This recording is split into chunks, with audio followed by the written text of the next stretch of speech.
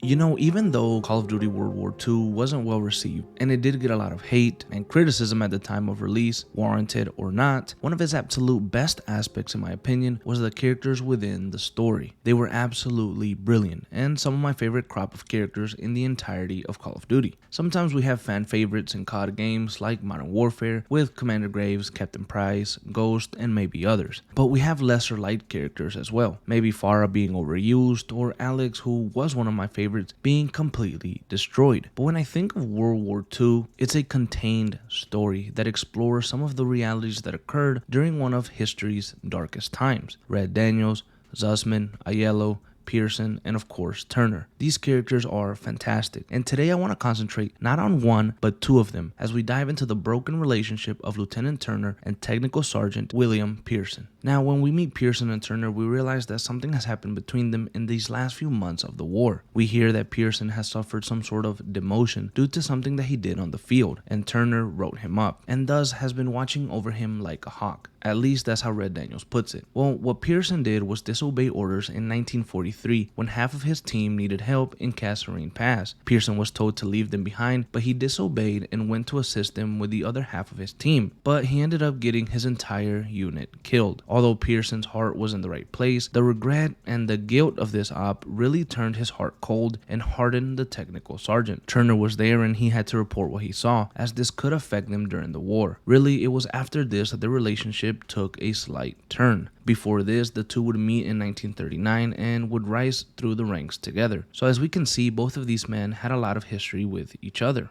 And as the story of World War II progresses in 1944, we see the effects that the war has taken on both Turner and Pierson. Every time we see both of these characters together, they seem to be at each other's throats, as Pierson wants to do things his own way. However, Turner would always rope him back in and come up with a plan that he felt was best for the team overall. Behind all this anger and maybe even hostility, there was a great amount of respect between both Turner and Pierson, and it's something that you don't really see much unless you read between the lines. One scene that completely encapsulates this is the one where Turner and Pierson are getting chewed out by Colonel Davis. After they disobeyed orders and helped rescue some civilians who were hiding in a hotel they were told to clear. During the operation, Pierson wanted to follow orders and leave the civilians to fend for themselves, but Turner couldn't bring himself to doing so, and the pair argued. In the end, they assisted the civilians against Pierson's pleas. But during the meeting with Davis after this, when they were asked whose idea it was to help the civilians, Pierson could have said nothing. Or he could have used this as an opportunity to throw Turner under the bus, but he didn't. Instead, he took the blame for the decision to help. Your orders were to take the hotel, not evacuate civilians. Who decided this was a rescue op? We thought there was time, sir. Last time I checked, Turner was in charge, not you. Is he making the calls now? No, sir. It was my call. It's on me. It's on both of us. Yeah, well, right now, the last thing I should be worried about is if two of my best men can follow orders when we're on the verge of the biggest operation of the entire war. Let me remind you, this is the spearhead of our final drive to the Rhine. Got a whole damn forest to clear so the convoy can get through. So from this point on, I'll accept nothing less than your best. Now get your insubordinate asses ready to move out.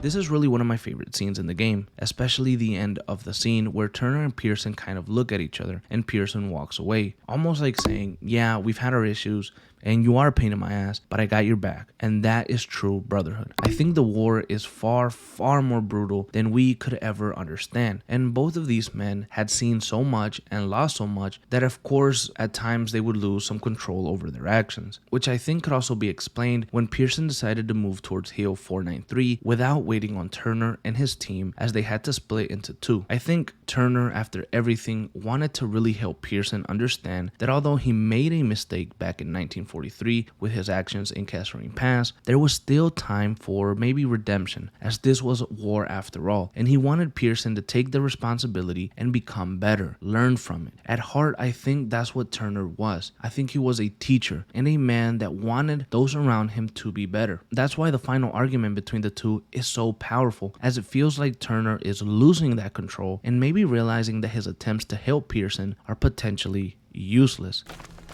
How many casualties? We executed the mission. How many? Our instructions were to take this hill. You should have waited for There us. wasn't time. What about our... We had orders! The hell with our goddamn orders! You think I wanted any of this? We are cogs in the machine, Joseph. We start going our own way, the whole thing breaks down. When did you forget that? These are men! Our men! When did you forget? Now, as we can see, Pierson almost has no reaction, and I think it's left to us to interpret how Pierson is feeling during that moment. Maybe he's angry, or maybe he understands that he screwed up, but the relationship with Turner was near its breaking point. However, just a few moments later, they would engage in a battle against Nazi forces, and Turner would lose his life. Lieutenant! We gotta get our boys out of here. No, we can still make it. You have to retreat.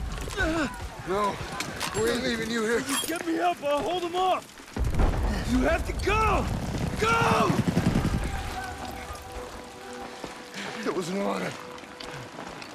No sacrifice too great. Go.